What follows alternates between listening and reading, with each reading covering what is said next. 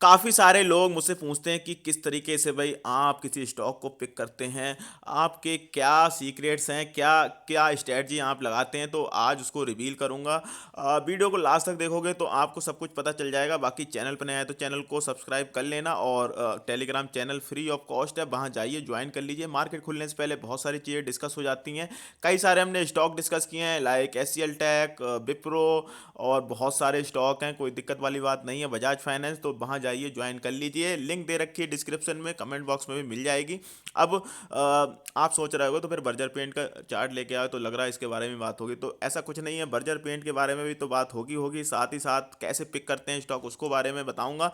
देखो, बहुत सारे लोगों के बहुत अलग अलग तरीके होते हैं। कुछ लोग ब्रेकआउट देखते हैं, कुछ लोग और कुछ देखते हैं, कुछ कई सारे जो चार्ट पैटर्न हैं उनको देखते हैं, कुछ लोग ट्रेंड लाइन को देखते हैं। तो बहुत सारी चीज़ें हैं जिनको लोग फॉलो करते हैं, बट मैं ओवरऑल होलिस्टिक पिक्चर देखता हूँ कि मार्केट में क्या हो रहा है, जो स्टॉक जिस सेक्टर में, उस सेक्टर में क्या चल रहा है, उस सेक्टर के और स्टॉकों में क्या हो रहा है, और उस स्टॉक में क्या हो रहा है। तो तब जाके मैं एक भाई ओवरऑल एक पिक्चर बनाता हूँ, होल पिक्चर, और उसके बाद वो पूरा सीन क्लियर करने के बाद ही किसी स्टॉक की वैल्यू निकालता हूँ कि हाँ, यहाँ पर मुझे ऐसा लग रहा है कि जे भाई स्टॉक पका पकाया है, यहाँ पर वैल्यू दिख रही है।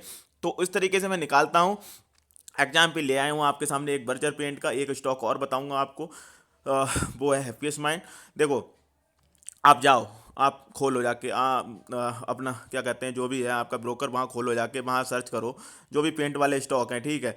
सबसे पहले डालना एशियन पेंट, मार्केट का लीडर है पेंट सेक्टर का, ठीक है। आप देखना 52 वीक हाई के आसपास चल रहा है। मार्केट ऑल टाइम हाई नहीं चल रही है, मार्केट में करेक्शन है, 17,000 के ऊपर चल रही, 17,200 जो भी है। लेकिन आप देखोगे कि एशियन पेंट 52 वीक हाई के आसपास चल रहा है। तो आपको मार्केट में इतना करेक्शन है, लेकिन उसमें करेक्शन नहीं, तो उसमें वैल्यू नहीं है, इसीलिए बस मैं उसे पिक नहीं करूंगा। इसका मतलब ये नहीं कि एशियन पेंट खराब स्टॉक है। एशियन पेंट मतलब सेक्टर का लीडर है, बढ़िया ब्लू चिप मल्टी वगैरह स्टॉक है, बट इस रिजेक्ट इसलिए कर दिया भाई, उसमें वहाँ पे डिस्काउंट नहीं है। उसके कंपटीशन में दो तीन स्टॉक और हैं, एक तो है भाई बर्जर पेंट, एक है कैंसाई नैरोलैक, एक आएगा भाई इंडिगो पेंट। तो क्या भाई इसमें से कोई सा भी खरीद लें रैंडमली? नहीं।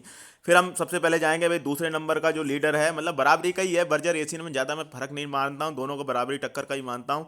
बर्जर पेंट, और बर्जर पेंट में आप देखोगे तो काफ़ी ज़्यादा वैल्यू मिलेगी। 850 860 रुपये का हाई बना रखा है, अच्छे खासे डिस्काउंटेड प्राइस पे 750 रुपये के आसपास मिल रहा था, अभी 10-20 रुपये ऊपर है। तो आप खुद से देखिए कि मार्केट में भी गिरावट है, इसमें भी गिरावट है, तो आपको एक वैल्यू दिखेगी, वैल्यू बैंक पिक मिलेगी कि भाई यहाँ पर काफ़ी बढ़िया अपॉर्चुनिटी मिल रही, काफ़ी वैल्यू दिख रही है, तो यहाँ पर खरीदारी की जा सकती है। और ऑल दो एक चीज़ और आपको मैं बताऊंगा, जैसे आपने देखा होगा इंडिगो पेंट में सडन कल तेजी आ गई थी 10% के आसपास। तो जिस तरीके से आपने देखा काउंटर में, पेंट के काउंटर में तेजी आ रही है, लेकिन अभी भी अगर बर्जर पेंट में देखोगे उस तरीके की तेजी नहीं है। जहां एशियन पेंट 52 वीक हाई के आसपास चल रहा है, तो बर्जर पेंट में भी एक तेजी मुझे दिखती है। और जब ये भाई ब्रेकआउट दिखाएगा, पहले 800 रुपये के जो लेवल्स हैं उनको, उसके बाद ये तेज हो जाएगा। उसके बाद एक हर्डल रहेगी इसके पास 850 की, और उसको ब्रेक करने के बाद ये भाई बहुत तेज हो जाएगा, मतलब ऊपर के प्राइसेस और इसके फिर खुल जाएंगे 1,900 के। तो ये इस तरीके से भाई मैं ओवरऑल होलिस्टिक पिक्चर देख के क्या कहते हैं, स्टॉक को पिक करता हूँ। और ऐसा नहीं कि बर्जर पेंट के रिटर्न 5 साल के मुझे लगता है कि एशियन पेंट से आपको अच्छे मिलेंगे। तो ऐसा नहीं है कि इस समय ये गिरा हुआ है तो ये पूरे मतलब गिरा ही रहता है, या मतलब मौके ये भी देता है, मौका एशियन पेंट भी देता है। लेकिन जब मौका पे चौका जब भी मारना है, जब मौका जहाँ मिलता है। अभी एशियन पेंट में मौका नहीं, तो हमने नहीं लिया। तो इस तरीके से मैं एक ओवरऑल होलिस्टिक पिक्चर देखता हूँ स्टॉक की, मार्केट में क्या सीन चल रहा है, ओमिक्रॉन क्या है, तो वो सारी चीज़ें एक चीज़ें निकाल के, टेक्निकली भी क्या चल रहा है। तो ऐसा नहीं जैसे भाई कुछ लोग टेक्निकली देखते हैं, होलिस्टिक पिक्चर नहीं, मैं पूरी होलिस्टिक पिक्चर देखता हूँ, उसके बाद ही सीन क्लियर करता हूँ। और यही मेरा तरीका है। देखो, इसीलिए मैं अच्छे स्टॉक अच्छे प्राइस पे पिक कर लेता हूँ। मैं भी कभी कभार मैं भी गलत हो जाता हूँ, ऐसा कुछ नहीं है कि ट्रेडिंग बुल गलत नहीं हो सकता, ट्रेडिंग बुल भी गलत हो सकता है। तो ओपिनियन मैं अपने बता देता हूँ, हमेशा आपको अपने ओपिनियन बताता हूँ, और हमेशा आपको भी कहता हूँ कि लर्निंग पे ज़्यादा ध्यान दो।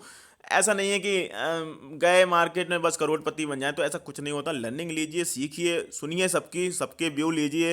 मैं हूँ, चाहे कोई सा भी हो, ट्रेडिंग वो हो, चाहे दूसरे चैनल्स हों, चाहे टीवी पे हों, किसी पे हो, सुनिए उनकी बात, सुनिए, समझिए, देखिए, सुनिए, सीखिए। उसके बाद फिर अपना एक व्यू बनाइए, उसके बाद ही कोई जो भी है मार्केट में काम करना है आपको। चलो, ये तो हो गई बर्जर पेंट की बात। अब मैंने दूसरा स्टॉक भाई क्यों चुना, हैप्पीएस्ट माइंड को। इसने बहुत अच्छे रिटर्न दिए हैं, अगर आप 1 साल के इसके रिटर्न देखोगे हैप्पीएस्ट माइंड के, तो बहुत बढ़िया रिटर्न है। आप आईटी स्टॉक सारे निकाल के देख लो, ठीक है, सारे 52 वीक हाई के आसपास चल रहे हैं। चाहे वो एच सी एल टेक हो, चाहे वो इन्फोसिस हो, चाहे विप्रो हो, एक टीसीएस है जो अभी 52 वीक हाई के आसपास नहीं चल रहा है। उसके अलावा चाहे एलटीआई हो, जितने भी स्टॉक हैं, मैक्सिमम स्टॉक, चाहे वो परसिस्टेंट सिस्टम हो, चाहे वो बहुत सारे स्टॉक हैं, बहुत सारे आईटी सेक्टर के, तो मैक्सिमम आप देखोगे 52 वीक हाई के आसपास चल रहे हैं। लेकिन आप हैप्पीस्ट माइंड को देखोगे अभी भी एक टाइम करेक्शन चल रहा है स्टॉक में, क्योंकि बहुत ज़्यादा भाग गया था, हद से ज़्यादा भाग गया। तो भाई कोई भी इंसान भी होगा, बहुत हद से ज़्यादा भाग जाएगा तो भाई थक जाएगा, तो हल्का तो रुकेगा, ऐसा थोड़ी ना कि भागते ही रहेगा। तो यही हाल होता है स्टॉक में भी, बहुत ज़्यादा भाग गया था, तो अब एक टाइम करेक्शन चल रहा है स्टॉक में।